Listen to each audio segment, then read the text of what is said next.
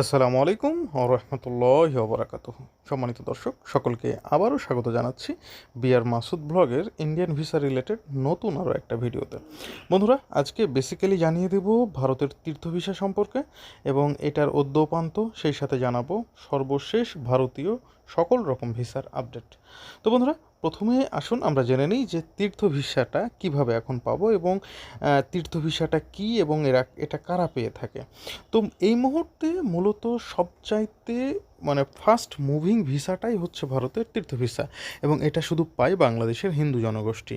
তবে চাইলেই কিন্তু যে কোনো মূল্যে এটা পাওয়া যাবে না বা যে কোনোভাবে আপনি পাবেন না, এটার জন্য কিন্তু একটা লং প্রসেসের দরকার। আর সেই প্রসেসটা যদি আপনি ঠিকঠাক মতো করতে পারেন তাহলে খুব ইজিভাবেই কোনো প্রকার স্লট ছাড়াই এই ভিসাটা পেয়ে যাবেন। এবং এই মুহূর্তে ভারত ও বাংলাদেশের মধ্যে যে পরিমাণে যাত্রী যাতায়াত করতেছে তার বলতে গেলে সিংহভাগই হচ্ছে এই তীর্থ ভিসা এবং মেডিকেল ভিসা। এছাড়াও বিজনেস ভিসা, স্টুডেন্ট ভিসা বা দেখা যাচ্ছে স্পাউস ভিসা, এই সমস্ত ভিসাগুলো চালু থাকলেও সেটা খুবই কম দেওয়া হচ্ছে বা অনেকাংশে বলা যেতে পারে এগুলো দেওয়া হচ্ছেও না। তো বন্ধুরা, তীর্থ ভিসার জন্য আপনি কিভাবে কি প্রিপারেশান নেবেন? অবশ্যই আপনাকে একজন বাংলাদেশি হিন্দু নাগরিক হতে হবে, এটা হচ্ছে প্রথম শর্ত। দ্বিতীয় শর্ত হচ্ছে অবশ্যই আপনাকে একটা বড় টিম বা যেটা আমাদের ভাষায় বলে একটা বড় কাফেলা, সেই কাফেলা হতে হবে। এবং প্রতিনিয়তই বাংলাদেশ থেকে কিন্তু বড় বড় কিছু দল বা তীর্থযাত্রী যাচ্ছে, তারা একই সাথে ইন্ডিয়াতে এন্ট্রি করছে আবার একই সাথে ফিরে আসছে, এটা হচ্ছে অন্যতম শর্ত। তবে তার আগে যেটা করতে হবে, আপনাকে আপনার এলাকার প্রসিদ্ধ কোনো মন্দিরে গিয়ে আগে আপনাকে রেজিস্ট্রেশন কমপ্লিট করতে হবে। এবং এই রেজিস্ট্রেশন কমপ্লিট করার জন্য অবশ্যই আপনার ভিসা আবেদনের জন্য যে সমস্ত কাগজপত্রগুলো লাগে সেগুলো তো থাকতেই হবে। মন্দিরের সেবায়েত কর্তৃক আপনাকে অবশ্যই একটা সার্টিফিকেট নিতে হবে এবং সেই সার্টিফিকেট নেওয়ার পরে সেই মন্দির থেকেই একটা মেল করা হবে ইন্ডিয়াতে আপনি যে মন্দিরে তীর্থ করতে যাবেন। তো সেই মন্দিরে আপনার সমস্ত ডকুমেন্টসগুলো তারা দেখে যদি ওই মন্দির আপনাকে অ্যাপ্রুভ করে দেয়, জাস্ট অ্যাপ্রুভ বলতে ওখান থেকে আপনার একটা সিরিয়াল বাই নাম আসবে। তো ওই মন্দির থেকে যখন আবার বাংলাদেশের মন্দিরে, অর্থাৎ এটা কিন্তু হবে ইন্ডিয়ান হাই কমিশনের মাধ্যমে, এটার মধ্যস্থতাকারী। তারপরে যখন বাংলাদেশের মন্দিরে ডিটেলস আসবে, আপনার নাম যদি সেখানে থাকে তার মানে আপনার সব কিছু ওকে, এখন আপনি পাসপোর্ট জমা দিলেই আপনার ভিসা চলে আসবে। এর জন্য আর কোনো এক্সট্রা স্লটের জন্য আপনাকে অপেক্ষা করতে হবে না। তবে কাজটা বেশ দুঃসাধ্য, কারণ প্রত্যেকটা মন্দিরে, অর্থাৎ যেগুলো স্ট্যাবল মন্দির আছে, তারা কিন্তু এটা নিয়ে একটা বিশাল বিজনেসও এই মুহূর্তে শুরু করে দিয়েছে।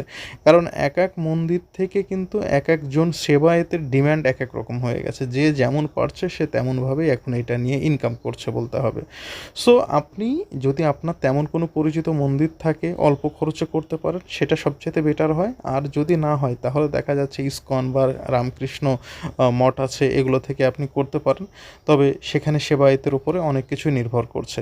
তবে সত্যি কথা বলতে এখানে কিন্তু তাদেরও একটা খরচ আছে, যেহেতু ইন্ডিয়ান হাই কমিশন থেকে আবারও ভারতীয় সেই মন্দির থেকে আপনার একটা অনুমতিপত্র আনতে হয়, সেহেতু সেই অনুমতিপত্রের জন্য একটা মোটামুটি অঙ্কের একটা তাদের খরচ আছে, সেই দিকটাও বিবেচনা করতে হবে।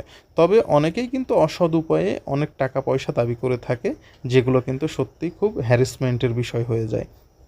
তো বন্ধুরা, যদি আপনার সেই সিরিয়ালে শুধু নাম চলে আসে, তার পরবর্তীতে কিন্তু একসাথেই কিন্তু আপনাকে ভারতে এন্ট্রি করতে হবে। এই তীর্থ ভিসা নিয়ে আপনি চাইলেও কিন্তু একাই প্রবেশ করতে পারবেন না।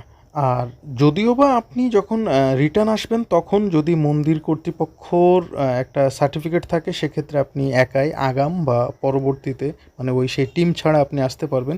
কিন্তু এন্ট্রি নেওয়ার সময় অবশ্যই একসাথে এন্ট্রি নিতে হবে, এটা ছাড়া আপনি এন্ট্রি নিতে পারবেন না। আর যেহেতু ভারত ও বাংলাদেশের সম্পর্কটা এই মুহূর্তে শীতল, সুতরাং ভারত, আপনি যতই হিন্দু নাগরিক হন না কেন বাংলাদেশের, আপনাকে কিন্তু সন্দেহের বাইরে রাখবে না।